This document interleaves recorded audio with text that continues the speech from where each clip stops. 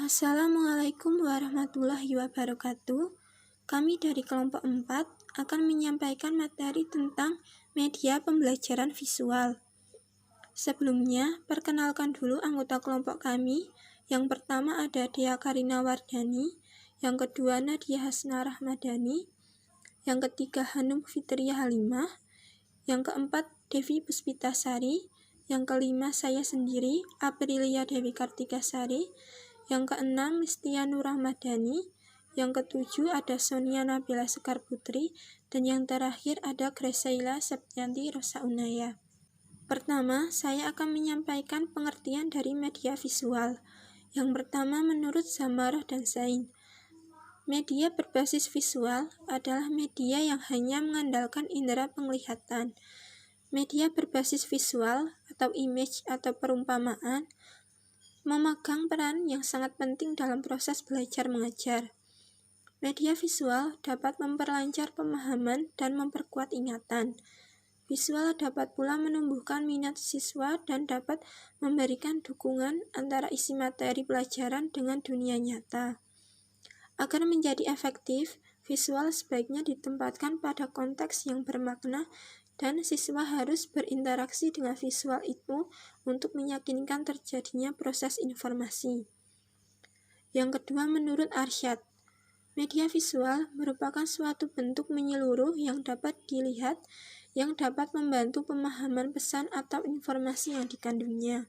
Selanjutnya, menurut Fatur Rahman, mengungkapkan bahwa media visual adalah media yang hanya mengandalkan indera penglihatan.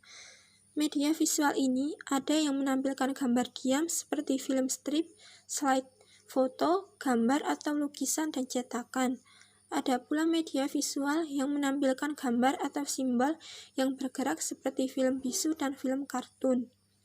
Dan yang terakhir, media visual dalam konteks pembelajaran visual dapat berupa gambar, model, benda, atau alat-alat lain yang memberikan peserta didik pengalaman visual yang nyata.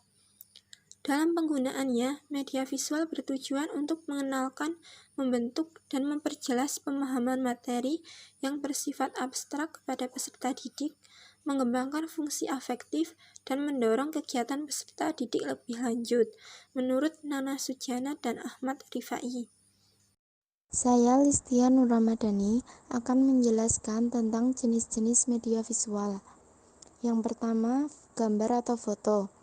Media gambar atau foto merupakan media yang umum dipakai karena mudah dinikmati dan dimengerti. Oleh karena itu, pepatah Cina mengatakan bahwa sebuah gambar berbicara lebih banyak daripada 1000 kata. Gambar yang dimaksud yaitu foto, gambar, sketsa, dan lain-lain, yang tujuannya untuk memvisualisasikan konsep yang ingin disampaikan kepada siswa. Gambar atau foto ini merupakan alat visual yang efektif karena dapat divisualisasikan sesuatu yang akan dijelaskan dengan lebih konkret dan realistik. Informasi yang disampaikan dapat dimengerti dan mudah dipahami karena hasil yang diragakan itu lebih mendekati kenyataan dan hasil yang diterima akan sama. 2. Card atau bagan ialah suatu media pengajaran yang penyajiannya itu secara dramatik dengan menggunakan lambang visual untuk mendapatkan informasi yang menunjukkan perkembangan ide, objek, lambang ditinjau dari sudut waktu dan ruang. Pesan yang akan disampaikan biasanya itu berupa ringkasan visual suatu proses, perkembangan, atau hubungan-hubungan penting, di mana fungsinya yang pokok yaitu untuk menyajikan ide-ide atau konsep-konsep yang sulit bila hanya disampaikan secara tertulis atau lisan secara visual. Kemudian yang ketiga ada grafik. Grafik itu merupakan gambar sederhana yang disusun menurut prinsip matematik dengan menggunakan data berupa angka-angka.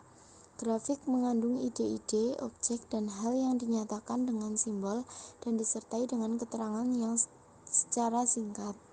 Fungsi grafik sendiri untuk menggambarkan data kuantitatif secara teliti, menerangkan perkembangan atau perbandingan suatu objek atau peristiwa yang saling berhubungan secara jelas dan singkat. Ada beberapa kriteria dalam memilih media grafik yang memenuhi persyaratan dengan tujuan pengajaran, yaitu pertama, dibuat dengan jelas dan menarik. Yang kedua, penyajian ide harus disesuaikan dengan permasalahannya. Yang ketiga, warna harus kontras dan harmonis. Yang keempat, sederhana dan mudah dibaca.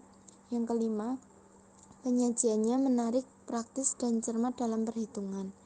Dengan kriteria yang telah disebutkan, seorang guru itu akan mampu dengan mudah memanfaatkan media grafik yang dianggap tepat untuk membantu mempermudah tugas sebagai seorang pendidik.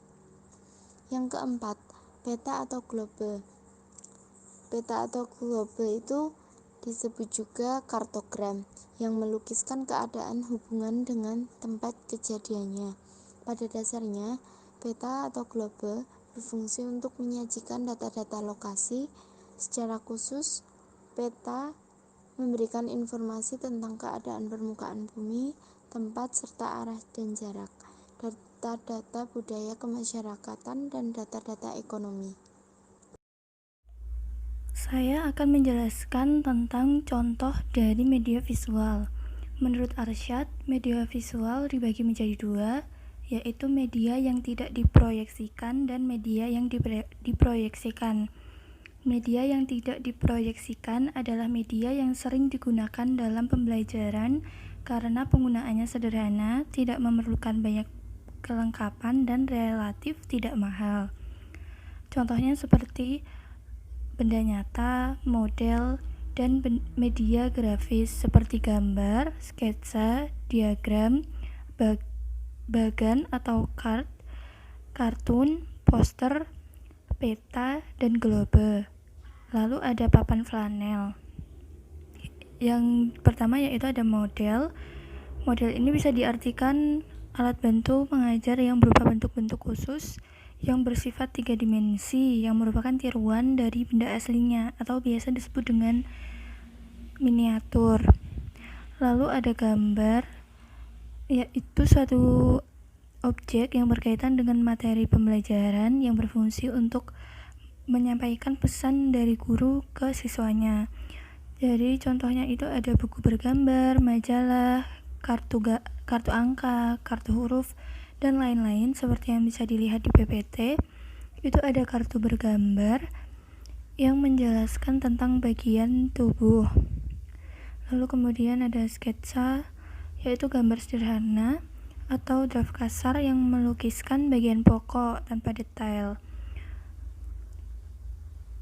Lalu ada papan flanel yang bisa dilihat di PPT, merupakan papan yang berlapis kain flanel sehingga gambar yang akan disajikan dapat dilepas, dilipat dengan mudah dan dapat dipakai berkali-kali. Lalu ada media yang diproyeksikan adalah teknologi informasi yang memungkinkan media visual pembelajaran dapat ditampilkan dengan alat proyeksi. Proyektor berfungsi untuk menampilkan objek-objek atau ilustrasi pada layar proyeksi sehingga mudah dilihat dan diamati. Seperti yang bisa dilihat di PPT, seperti yang sering kita gunakan ya, itu menggunakan alat proyeksi. Contohnya seperti transparansi OHP atau overhead projector dan film bingkai atau slide. Selanjutnya, saya akan membahas kelebihan media pembelajaran visual. Menurut Umar Hamalik, dalam penggunaannya, media pembelajaran visual memiliki kelebihan. Di antaranya, satu, bersifat konkret. Maksudnya di sini ialah gambar atau foto dapat dilihat oleh peserta didik dengan lebih jelas dan realistis menunjukkan materi atau pesan yang disampaikan. Yang kedua, mengatasi ruang dan waktu. Media pembelajaran visual dapat meminimalis penggunaan waktu untuk menunjukkan objek sesungguhnya yang berada jauh dari lokasi sekolah. Misalnya untuk menunjukkan gambar stadion atau lapangan bola basket. Tidak perlu melihat objek yang sesungguhnya, melainkan cukup melihat gambar atau fotonya saja. Yang ketiga, meminimalisasi keterbatasan pengamatan mata. Maksudnya di sini ialah untuk menerangkan objek tertentu yang sulit untuk diamati, maka digunakanlah gambar atau foto. Yang keempat adalah memperjelas suatu masalah.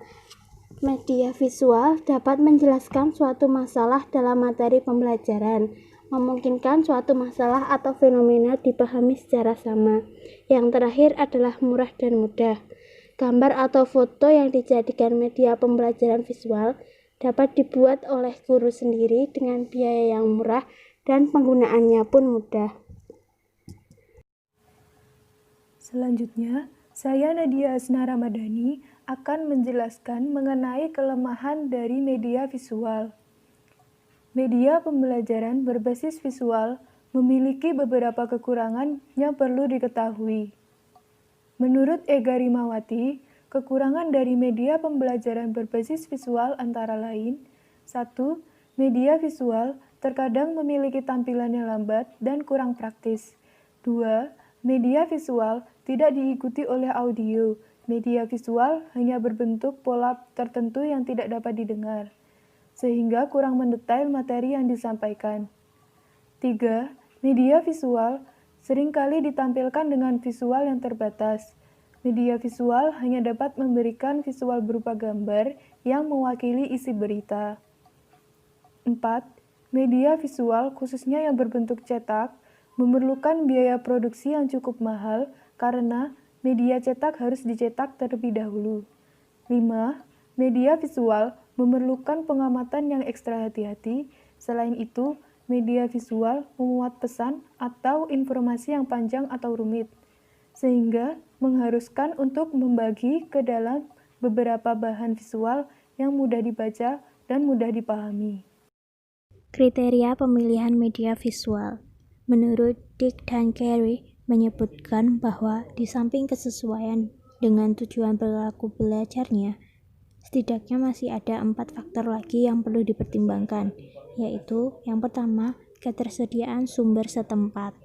Misalnya, saat pembelajaran kita butuh balok untuk pembelajaran bentuk ruang, namun ketersediaan di sekitar tidak ada, maka kita dapat membuat balok itu sendiri ataupun membelinya.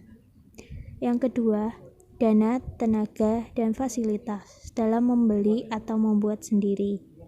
Ini merupakan faktor yang terpenting untuk menciptakan sebuah media visual. Kemudian yang ketiga, keluasan, kepraktisan, dan ketahanan media untuk waktu yang lama. Hal ini berkaitan dengan faktor keempat, yaitu efektivitas biaya dalam jangka waktu panjang. Kemudian yang kelima, pandai memilih media yang tepat. Ini dilakukan agar media yang dipilih dapat sesuai dengan tujuan pembelajaran yang ingin dicapai. Baik, di sini saya Dea Karina Wardani akan menjelaskan mengenai kriteria pemilihan media visual menurut The Gang. Faktor-faktor yang perlu dipertimbangkan dalam memilih pengembangan dan menggunakan media pembelajaran. Yang pertama, ada tujuan instruksional. Media hendaknya dipilih yang dapat menunjang pencapaian tujuan instruksional yang telah ditetapkan sebelumnya. Lalu yang kedua, adanya keefektifan. Dari beberapa alternatif media yang sudah dipilih, ditentukan mana yang dianggap paling efektif atau tepat guna untuk mencapai tujuan yang telah ditetapkan. Lalu yang ketiga, dari segi siswa, apakah media yang dipilih sudah sesuai dengan kemampuan siswa, perbedaan pengalaman, dan menarik perhatian bagi siswa tersebut. Digunakan untuk siapa? Apakah secara individual atau kelompok kecil, kelas atau massa? Lalu ditentukan pula Media ini ditentukan untuk kegiatan tatap muka atau jarak jauh. Lalu yang selanjutnya, yang keempat, adanya ketersediaan. Apakah media yang diperlukan itu sudah tersedia? Kalau belum, apakah media itu dapat diperoleh dengan mudah? Untuk ketersediaannya, media ada beberapa alternatif yang dapat diambil, yaitu membuat sendiri, membuat bersama-sama dengan siswa dalam bentuk kelompok, atau meminjam, menyewa, membeli, dan mungkin dapat dropping atau dari bantuan dari pemerintah. Lalu yang kelima, adanya biaya penggandaan. Bila memerlukan biaya untuk menggandakan media ini, apakah tersedia biaya untuk hal tersebut? Apakah yang dikeluarkan seimbang dengan manfaat hasil penggunaannya? Adakah media lain yang mungkin lebih murah tetapi keefektifannya setara atau sama? Lalu yang terakhir, adanya kualitas teknis. Apakah media yang dipilih itu kualitasnya baik? Jika menggunakan media gambar misalnya, apakah memenuhi syarat sebagai media pembelajaran? Bagaimana keadaan daya tahan media yang dipilih itu? Apakah bisa bertahan lama dalam jangka waktu lama ataukah hanya sekali pakai? Begitu penjelasan saya, kurang lebihnya mohon maaf. Terima kasih. Selanjutnya mengenai pembuatan media visual. Menurut Umar Hamalik, sebelum membuat media gambar terlebih dahulu memperhatikan keaslian gambar, kesederhanaan, bentuk item, dan artistik. Media gambar sebagai bagian dari media visual sering dipergunakan karena nilai ekonomis dan kepraktisannya. Media gambar dapat dibuat dengan beragam variasi pembuatan. Bahan-bahan yang dipergunakan dalam pembuatan media gambar dapat berupa kertas, papan, triplek, gabus, dan kain. Guru dapat membuat sendiri media gambar ini atau membeli. Untuk membeli media gambar yang bagus tentu harganya relatif mahal dibanding membuat sendiri media gambar tersebut. Media gambar dapat dibuat dengan beragam variasi pembuatan. Media gambar paling sederhana dapat dilukis sendiri di atas kertas karton putih ukuran A1, A0 atau disesuaikan dengan kebutuhan. Dapat juga gambar yang akan dijadikan media difotokopi dahulu sesuai yang dibutuhkan, kemudian ditempelkan pada papan triplek atau gabus. Setelah selesai, agar gambar tersebut tahan lama dan tidak rusak, sebaiknya ditempelkan pada papan triplek, kemudian dilapisi dengan plastik.